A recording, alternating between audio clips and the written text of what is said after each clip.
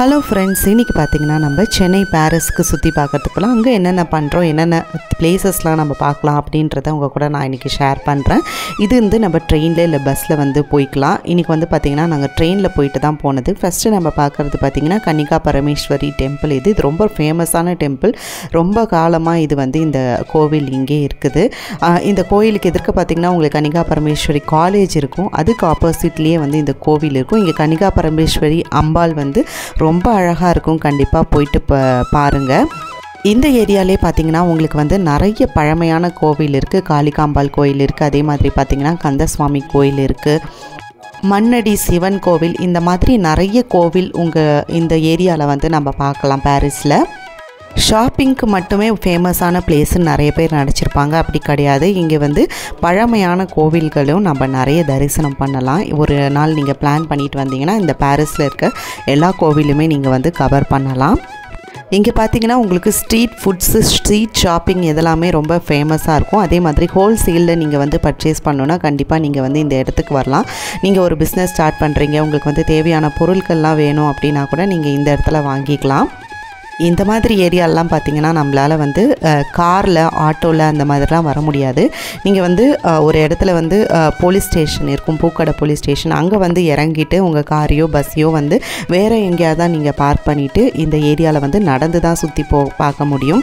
ஏன்னா பார்த்திங்கன்னா அப்படி ஒரு நேரோவான ஒரு ரோட்டில் நிறைய வந்து கும்பலும் இருக்கும். அதே மாதிரி பார்த்திங்கன்னா நிறைய இந்த மாதிரி லோடு ஏற்றிட்டு போகிற வண்டியெல்லாம் வரதுனால நம்மளால் கார், பைக்லாம் கொண்டு வர முடியாதுங்க. ரொம்ப கஷ்டமாக இருக்கும்.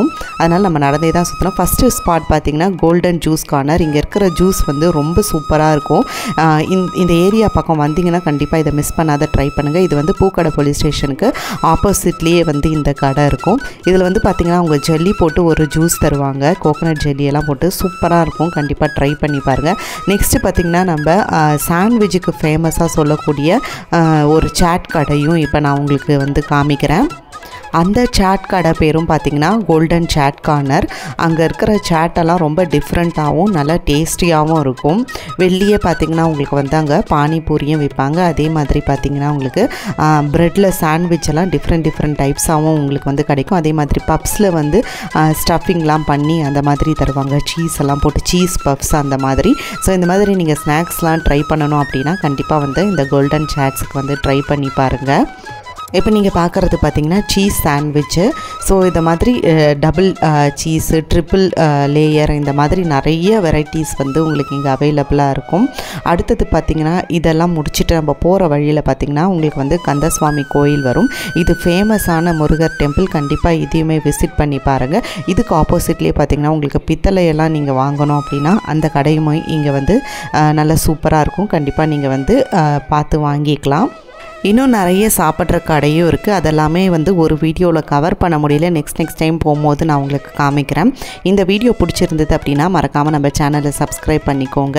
ஸோ ஃபேமஸான அந்த லெஸ்ஸி மேன், அதுக்கப்புறம் காக்கடா ராம் பிரசாத் இதெல்லாமுமே வந்து இந்த ஏரியாவில் தான் உங்களுக்கு வந்து இருக்குது.